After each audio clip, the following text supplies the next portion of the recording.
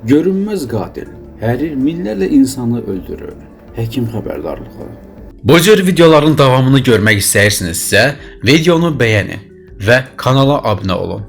Ən əsası isə zınqrov düyməsini basmağı unutmayın.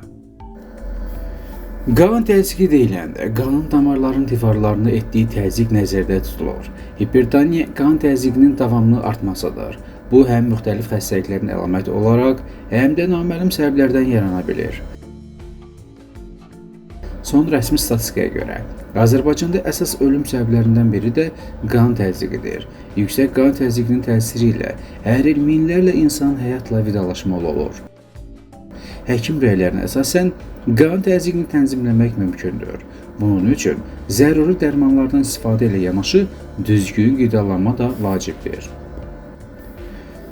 Bəs insanlar bu xəstəliklərdən qorunmaq üçün gündəlik həyatda hansı qaydalara əməl etməlidir? Milli Məclisin deputatı, Səhiyyə Komitəsinin sədr müavini, kardioloq Rəşad Mahmudov bildirib ki, yüksək qan təzyiqi çoxlarının fərqinə varmadığı, lakin səssizcə həyatımıza zərbə vuran görünməz qatildir.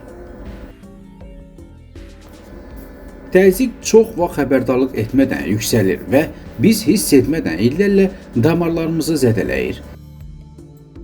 Yüksək duzlu qidalar, hərəkətsizlik, artıq çəki, siqaret, stres və irsi faktorlar bu təhlükəni daha da artırar. Nəticədə infarkt, insult və qəfil ölümlə üz-üzə qalırıq. Rəşad Mahmudov deyib ki, bu taleyi dəyişmək insanların əlindədir. Onun sözlərinə görə, gündəlik həyat tərzində ediləcək kiçik dəyişikliklər böyük fərq yarada bilər. Sağlam qidalanma. Düzgün və sağlam qidalanma təzyiqinizi idarə edəcək ən əsas addımlardan biridir. Aşağı natrium, duz miqdarına, yüksək lifli qida məhsullarını və sağlam yağlar, əsasən zeytun yağı tərkibinə diqqət edin. Yağsız et, tərəvəzlər, meyvələr və tam buğda məhsulları kimi sağlam məhsulları qidalanmanızda prioritet etmək önəmlidir. Fiziki aktivlik. Düzənli fiziki aktivlik təzyiqinizi düzəltməyə yardım edir. Hər gün ən azı 30 dəqiqə sürən yürüyüş. 6000 addım normal sayılır, 8000 addım yaxşı sayılır, 10000 addım əla sayılır. Və yüngül aerobik təlimlər, yüngül qabaqlama və təzyiqi normal həddə azaldan idman hərəkətləri etmək faydalı olar. Duz miqdarını azaltmaq. Duz, natrium miqdarını azaltmaq təzyiqi azaldır. Yeməkləri duz ilə qatmayın və işlənmiş hazır məhsulların duz miqdarını gözdən keçirin. Yerində çətinliklər baş verirsə, duz əvəzinə istifadə edə biləcəyiniz müxtəlif baharatlar və dadlandırıcılar ilə yeməklərə dad verə bilərsiniz. Çətinlikdən uzaq durmaq. Uzun müddətli stres və qorxu təzyiqə təsir edə bilər. Mümkünsə stresi idarə edən və rahatlatmağa kömək edən təcrübələri tətbiq edin. Meditasiya və ya yoga kimi təlimlər təzyiqinizi azaldaraq sizi rahatlatmağa kömək edə bilər. Sağlam yuxu. Yetərli və keyfiyyətli yuxu almaq da təzyiqi idarə etmək üçün əhəmiyyətlidir. Rəşad Mahmudov xatırladıb ki, müasir dövrdə insan həyatı üçün ikinci böyük təhlükə xərçəngdir. Onun qarşısında da eyni qaydalar güclüdür.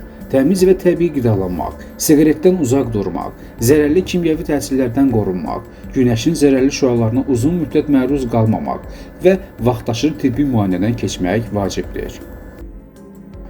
Mütəxəssis vurğulayıb ki, həm yüksək qan təzyiqi, ürək-damar xəstəlikləri, həm də xərçəng çox vaxt birdən yox, illərlə yığılan səhvlərin nəticəsində ortaya çıxır. Kiçik, amma davamlı sağlam seçimlər etmək ən yaxşı dərman, ən güclü profilaktikadır. Bu, təkcə ömrümüzün uzunluğuna deyil, həm də onun keyfiyyətinə müsbət təsir edir.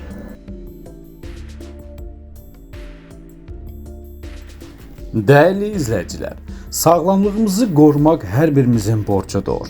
Onun üçün də paylaşdığımız bütün videolardan məlumatlanın, faydalanın və ən əsası əməl etməyi və kanala da abunə olaraq videonu bəyənib şərhlərdə fikirlərinizi bildirməyi unutmayın. Özünüzə yaxşı baxın, növbəti videolarda görüşənədək Allah amanında.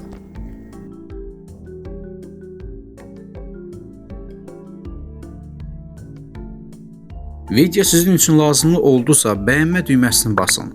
Kanal sizə maraqlı gəlirsə, hələ də kanala abunə olmamışsınızsa, abunə ol düyməsini basa bilərsiniz və zınqrov düyməsini də basın ki, hər dəfə yeni faydalı videolar paylaşanda sizlərə ilk gəlsin və sizlər də bu videolardan yararlanın və təbii ki, əzizlərinizin yaxınlarınızın da faydalanmasını istəyirsinizsə, videonu onlarla WhatsAppda, Telegramda və Facebook və digər sosial şəbəkələrdə paylaşa bilərsiniz və onu da deyim ki, şərhləriniz bizlər üçün olduqca vacibdir. Şərhlər yazmağı unutmayın. Özünüzə yaxşı baxın, növbəti videolarımızda görüşənədək Allah amanında.